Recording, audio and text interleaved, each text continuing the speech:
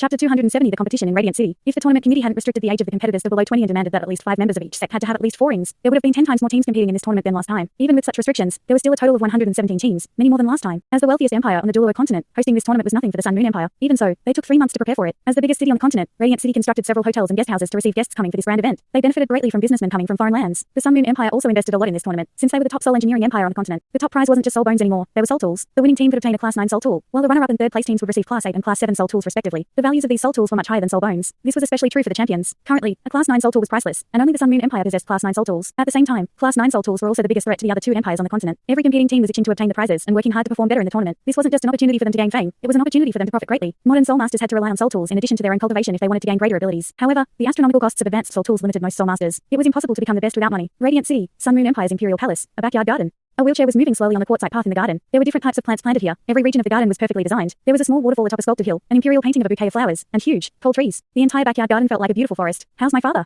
Shu Tianran's eyes were shut. There was a blanket on his thighs, and he appeared very relaxed. Juzi was the one pushing his wheelchair. Juzi was clad in a long, yellow dress today, which accentuated her delicate white skin. She looked classy and elegant. She exuded a much more mature aura than before. A wise look flashed across her eyes. I'm afraid he's nearing his end. The imperial physician said that he often passes out and loses consciousness these days. Juzi said softly. Shu Tianran continued to close his eyes. It was as if he was unrelated to the ailing old man that Juzi was talking about. My father has always been very cautious and conscientious. He does not aim to acquire merit, but only hopes to avoid mistakes. He has missed out on great opportunities. When we look back, in the future, he will only be regarded as an ordinary emperor. What's the reaction of the military? Juzi said. They are very calm. Ever since we took control of the garrison, opposition from the military has disappeared. At least 2/5 of the empire's military is directly under our control now. Out of the other 3/5 of the military, around 2/3 of them are still monitoring the situation, or are loyal only to the emperor. Once you succeed the throne, I believe they will join your side. As for the last 5th, they are military officers at the borders. Some of them have been brought over by other princes, while some were your enemies in the past. Shu Tianran gave a half smile. His smile was very nice, but for some reason, Juzi felt very cold in her heart when she saw this smile. That was because she was clear that Shu Tianran was ready to kill when he revealed such an expression. Shu Tianran smiled as he said, "No rush. When I succeed the throne, you can make a trip if they are still unwilling to budge." Juzi shuddered a little, but still nodded and said, "Okay." Shu Tianran turned around and looked at her. He said, "Juzi, you don't have to be so reserved around me. When I succeed the throne, the first thing I'll do is make you my queen. You are always so reserved. You lack the grace of a queen." Juzi revealed a slight smile on her face and replied, "Your Highness, I'm not with you because I covet fame or status. I only have 2 wishes. First, I just want to be with you. Second, I want to destroy the Dalu Empire." Shu Tianran nodded and said, "Your 2 wishes will come true. Your performance in the military was better than I had expected. Even the hard-headed old generals are impressed by you. If this continues, you'll be my commanding general when we start our war against the Dalu Empire." "Thank you, Your Highness." Juzi knelt down beside Shu Tianran's wheelchair. Shu Tianran used his hand to lift her up and said, "I told you that we don't have to be so formal with each other. If you hadn't saved my life, I wouldn't be here now. I have many subordinates who are more capable than you. However, you are the only one that I feel at ease with." Juzi's eyes were filled with gratitude. Shu Tianran didn't realize that there was also a feeling of indifference behind them. "Can I really do what I want in front of you? In the past, there was an official who you owed gratitude towards. However, he was killed in his house after he acted a little more freely than usual. I was the one who carried out the kill order for you." Juzi understood Shu Tianran's character very well. He was very ambitious. There was only one goal in his life, to rule the entire Douluo continent. Furthermore, he was intelligent, had great tolerance, and was quite vicious. Although he was disabled, he had all the qualities needed to succeed. However, he became colder and more merciless after he lost his legs and his manly ability. Even Juzi didn't dare to get close to him when he revealed his violent and hostile aura sometimes. He wasn't just an anti-hero. Juzi even believed he was a maniac at times. However, he was an extremely intelligent maniac. But she wanted revenge, and thus she needed the support of a maniac like him. However, she didn't want to follow in his footsteps. That was why she acted very cautiously in front of him, concealing her true feelings very well. Furthermore, there was another person in her heart along with her true feelings. This person was a youth who had once suffered grave injuries because of her. The preparations for the tournament should be done, right? Did Hallmaster Heng Chen report back? Shu Tianran continued asking. Juzi had become his most important intelligence officer. There was one thing that Shu Tianran didn't exaggerate, and that was his trust towards Juzi. Juzi nodded and said, "We are already prepared and ready to go. Everything is progressing according to plan." Shu Tianran said, "A fine fowl only perches on a fine tree. I hope that they are wiser. Otherwise, it'll really be a pity." Have Shrek Academy's team arrived? They are the current reigning champions. If the intelligence is right, it's the same bunch who became champions the other time competing this time. If this is the case, it's likely that they will become champions again. It's a pity that it'll be very difficult for me to use them. Juzi seemed to be jolted. She clearly remembered that Huo Yuao was part of the team from Shrek. Shu Tianran said, "It's better not to touch Shrek Academy for now. Let them leave.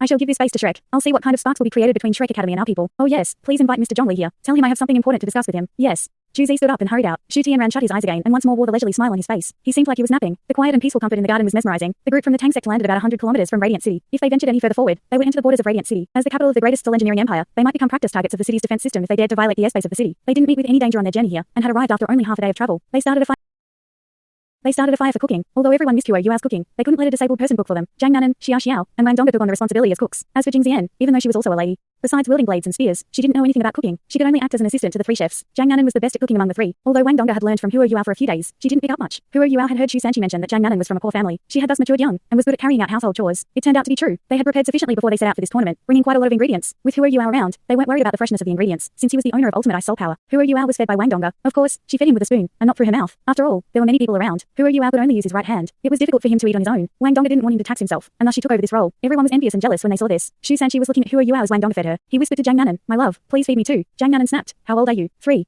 Xu Sanqi said bashfully, "Scram." Zhang Nanan roared at him and gave him a shock. He quickly escaped and avoided her flying kick. On the other side, the same thing happened more intimately due to character differences. He K2 looked at Xia Xiao with a gentle gaze in his eyes. "Why don't I feed you too? You are eating too little. Look at you, you are getting thin." Xia Xiao laughed and said, "I'm not that weak. I can feed myself." "Go and eat. You are getting thin." Jing Zian rolled her eyes as she eavesdropped from the side. "Thin." This guy's thin. Isn't he at least 300 caddies? He's as big as a mountain, but she calls him thin. How did she bring herself to say that? Those in love really have extremely low intelligence. In fact, Jingxian felt very depressed. As the first best subject of Huo Yuao's self-created spiritual self-fusion skill, she was traumatized. Without dealing with this trauma, she knew that she couldn't challenge him in the future. Ji Juogen was even more silent. His eyes never shifted away from the front, and he was in a perpetually pensive state. At times, he would start gesturing with his right hand, as if he were trying to imitate something. Everyone enjoyed their lunch in a very relaxed mood. They didn't rush to move off. There were still 2 days to the registration deadline of the tournament. After entering Radiant City, they had to be completely wary at all times. Here, they were still able to relax and rest. Just as everyone was about to finish their lunch with delicious meat soup, the rapid clatter of horse hooves could be heard coming in. Before everyone got up to take a look, the familiar power of Huo Yuao's spiritual detection was unleashed. An image surfaced in everyone's minds. While Huo Yuao's spiritual detection presented a detailed image to everyone, it was still unable to project any color. While they were far away, the image in their minds was still very clear. It was a cavalry regiment. There were 14 people in total, and they were all dressed in black warrior robes. Their steeds weren't ordinary, either. They were taller than most horses, and more than 4 meters in length, with a shoulder height around 1 meter and 80 centimeters. They were extremely large and muscular. The strange thing was that these steeds didn't have hair, only a layer of fine scales. Every steed also had a bulging protrusion on its head. Jingxian couldn't help but say, "Hey, those are hornscale horses. They're really rich." Hornscale horses weren't related to normal horses. They were soul beasts. They weren't good at defense, but their defensive strength was rather high. They possessed 2 innate soul skills, black scale armor and heavenly horn barrier. Such soul beasts usually appeared in herds, because they weren't good at fighting. That was also why they rarely appeared in soul beasts forests. They mainly lived in the grasslands. Their lack of fighting strength meant that they were compensated in other areas. Hornscale horses had great endurance, around 3 times that of ordinary horses. They were also very quick. When they moved, even at a full gallop, they could also unleash their heavenly horn barrier to protect themselves and reduce wind resistance. As they could be tamed by humans, the nobility of the various empires kept them as pets. One hornscale horse could be sold for between 5,000 and 10,000 gold soul coins. If they were 100-year hornscale horses, they could cost 10 times more. It was even more expensive for 1,000-year hornscale horses. These prices were so astronomical that demand became almost zero. As for those that were at least 10,000 years old,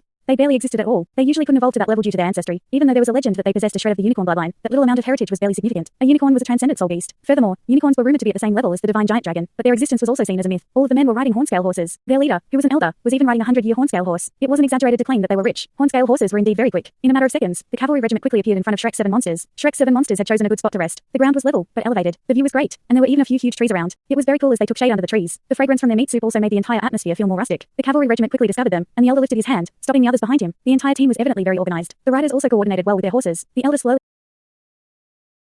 rode up to them and smiled. He asked, "Greetings all. Are all of you going to compete in the tournament?" Seeing that the other party was being very ceremonious, Bei stood up and walked a few steps forward before replying, "Yes, we are from the Tang Sect. We are going to Radiant City for the tournament." The Tang Sect? The elder was stunned. He didn't seem to have a deep impression of the sect in his mind. It took him some time before he recalled, "Oh, it's a very ancient sect. We are from the Heavenly Honor sect. We are also here for the tournament. We are tired from rushing on our journey. May we rest here too? Don't worry, we won't disturb all of you." Bei smiled and replied, "Of course you can. We still have some meat soup that we cooked. If you don't mind, we can share it with all of you." The elder laughed and said, "That would be great. Everyone, dismount." As he spoke, he leapt off from his horse first. Not only was the size of a 100-year hornscale horse different, but the bump on its head was also larger, with a patch of brown scales at the center of its forehead. After the elder dismounted, it obediently went to one side to graze. There weren't many soul beasts that fed on grass. This hornscale horse had great endurance, and it wasn't very troublesome to feed. This was also a reason why the nobility loved them. When the elder jumped off from his horse, the rest of the riders also dismounted. Their actions were neat and tidy, even rhythmic. No one made any noise, but they knew their roles. Hornscale horses were quite intelligent, and didn't need to be instructed. They walked off on their own to graze, but didn't venture too far away. The riders started to get busy as they camped close to the group from the Tang Sect. Some of them retrieved dry rations, while others grabbed their water pouches. Someone was in charge of starting a fire and cooking. In a while, the smell of their meal drifted over. The elder led 2 youths over and scanned everyone from the Tang Sect. Eventually, he fixed his gaze on Bei. From how Bei had reacted earlier, he could tell that he was the leader of their group. However, he underestimated Tang Sect because of this discovery. This ancient sect doesn't even have an experienced leader. What's going on?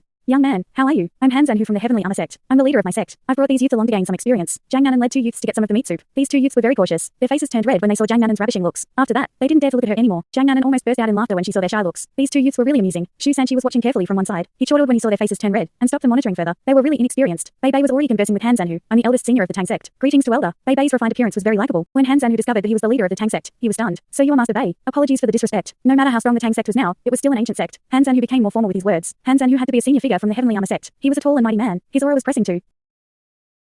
As he gestured, he seemed awe-inspiring. Huo Yuao sat on the golden tree wheelchair and observed these people. Although they only just interacted, he managed to make some deductions. First, the Heavenly Honor Sect was obviously not from the Sun Moon Empire. That was because they were riding horses. One of the tournament stipulations was that the competing kings needed to have at least 5 members who had 4 or more soul rings. 4-ring soul masters could use flying-type soul tools. If they were from the Sun Moon Empire, it wouldn't make sense that they didn't use soul tools. From the hornscale horses they rode, it was more likely that they came from the Heavenly Soul Empire. That was because the Heavenly Soul Empire was famous for producing such soul beasts. Besides this, Huo Yuao could also tell that the Heavenly Honor Sect had very strict rules. The young cavaliers were filled with fear and respect as they looked at Han Zanhu. They were also very organized. In addition, they rarely spoke to one another. Even when they conversed with one another, they whispered. Such a disciplined sect was quite admirable. Bei's brief conversation with Han Zanhu verified Huo Yuao's guess. The Heavenly Honor Sect indeed came from the Heavenly Soul Empire. The Heavenly Soul Empire was furthest from the Sun Moon Empire. They had been on a long journey for 20 days and were now about to arrive at Radiant City. After briefly greeting the rest, Han Zanhu thanked the Tang Sect for the meat soup and left with the 2 youths. The 2 shy youths stole glances at Jiang Nanan only when they were returning to their own campsite. Wang Dongga squatted down beside Huo Yuao at this moment and whispered, "They are so shy. From their looks, it seems like they hardly leave their sect." "That's interesting." Huo Yuao chortled. "This Heavenly Honor Sect appears quite impressive. Their abilities should be quite decent, seeing how disciplined they are. Elder Han must at least be a soul sage. The rest probably possess at least 4 rings each. A few of them should even have 5 rings. Their abilities are quite good." The first requirement of the Continental Elite Youth Soul Master Tournament was that the competitors couldn't couldn't be above 20 years of age. It was very rare for one to become a Soul King before he was 20 even through the use of herbs. Through his observation, Huo was certain that this heavenly armor sect team could rival a top 18 in the previous edition of the tournament in terms of overall abilities. This showed how competitive this edition of the tournament would be. The team from the heavenly armor sect was eating and resting quietly. Those from the Tang sect were also enjoying a rare relaxed moment. It was noontime, the hottest time of the day. According to Bei, they should continue their journey after noon passed. Wang Dongba lifted Huo from his wheelchair and let him lie down on a mat that she laid on the grass. This was more comfortable for him. She sat beside him and used her thighs as his pillow. Huo could smell Wang Dongba's fragrant scent as he laid on her soft, springy thighs. Huo let out a long breath and reached out his right arm to hug Wang Dongba's waist. He had blissful look on his face. There was a big tree behind Wang Dongba. She leaned quietly on it. She was also enjoying the peaceful atmosphere. She was combing Huo's hair and occasionally massaged his head to help him relax. Very soon, Huo fell asleep in this sweet and comfortable environment. The rest of the Tang sect members all unwittingly surrounded Huo and Wang Dongba in the center. Zhang Nanan and Shu Sanqi leaned beside a huge tree. Shu Sanqi wanted to hug her, but Zhang Nanan only allowed him to hold her hand. Things were the opposite for Xiao and Hikeitu. Xiao's head was on Hikeitu's muscular arm as she closed her eyes for a brief bit of shut-eye. Occasionally, Hikeitu would watch her with a doting look and caress her long hair. There was a blissful and gentle look in his eyes. Ever since he had established his relationship with Xiao, Hikeitu had pampered her even more. They were together every day. Hikeitu didn't even dare to touch Xiao's hands easily. However, she was very nice. Xiao was like a ceramic doll in his eyes. He was afraid of hurting her. Xiao took the initiative to get close to him, and Hikeitu accepted her advances in embarrassment. Every time Xiao tried to hold his hand, he would look very happy. Xiao loved his expression every time this happened. Bei, Ji Juogan, and Jing Zian sat together. They were conversing. From how they kept on glancing at Huo, it was evident that they couldn't forget his immense spiritual power. Ji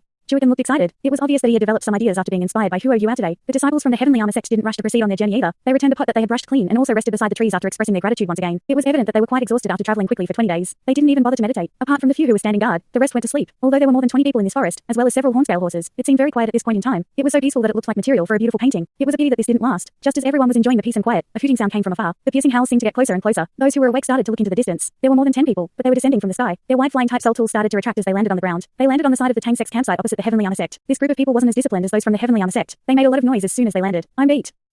This place isn't bad. We should rest here. Oh look, there's quite a number of people here. Look, are those hornscale horses? They look great. It's a pity that they can only gallop on the ground. Compared to flying type soul tools, they're much inferior. Hey, they should be country bumpkins who are here to compete too. It's already a feat to ride hornscale horses. Guys, let's rest quickly. Who brought dry rations? I'm a little famished. There aren't any dry rations. Radiant City is not far from here. We can eat when we reach the city. No one brought dry rations because we are so close to the city. There are many delicacies in Radiant City.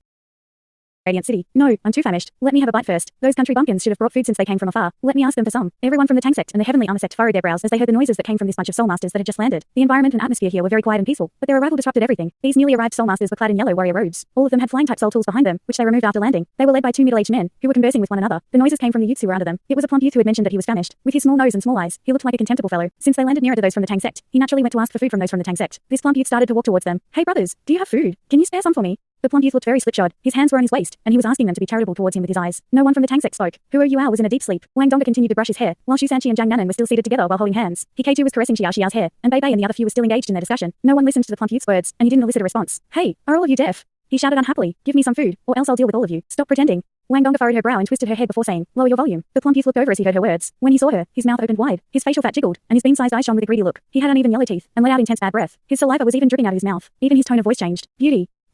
What a beauty. As he spoke, he couldn't help but walk towards Wang Dongba. Beauty, my name is Fengling. I'm the most outstanding young talent from the Heaven's Gate. You are too beautiful. The bad breath from his mouth was even poisonous. His saliva even caused the plants and grass of fume as it landed on the ground. Wang Dongba wore a cold expression on her face as she saw him walking over. Her gentleness was only for Huo. However, she wasn't a gentle person by nature. Scram. Wang Dongba shouted. Fengling glared at her. What? Did you just tell me to scram? Do you know who I am? I'm the young sect leader of the Heaven's Gate. My father is the current sect leader. Wang Dongba lifted her head slowly, and also lifted her right arm. At this point, a huge figure blocked the view in front of her. A cold aura left Wang Dongba stunned. In the next moment, she lowered her head again and continued to brush Huo's hair. Fengling wasn't tall. He felt a shadow appearing, and Wang Dongba was blocked just like that. When he lifted his head to look, he saw a cold-looking, handsome face in front of him. Scram. Ji Juogan's voice wasn't very loud, but it was very sinister. Fengling shuddered and felt goosebumps rising on his skin. He subconsciously retreated a few steps. Who are you guys? Although Fengling was ugly and lecherous, he wasn't stupid. He had already mentioned his identity as the Heaven's Gate young sect master, but the person in front of him didn't seem to care. He was immediately alarmed. Furthermore, those who were strong had their own special characteristics. Such a special characteristic was very evident on Ji Juogan. He knew this person wasn't to be trifled with, and he was also not alone. Ji Juogan didn't say anything else. He was someone who didn't like to speak. He lifted his hand and retrieved his judgment sword. His love for swords was like Huo's love for Wang Dongba. He never left his sword in his storage type soul tool. It was always by his side. That was why he was called a sword fanatic. Seeing that Ji Juogan had retrieved his sword, Fengling turned around and fled. All of you need to watch out. He cursed as he fled. Thanks so much for watching this video. Don't forget to hit the like button and subscribe. Also leave a comment down below with suggestions on what novels to read.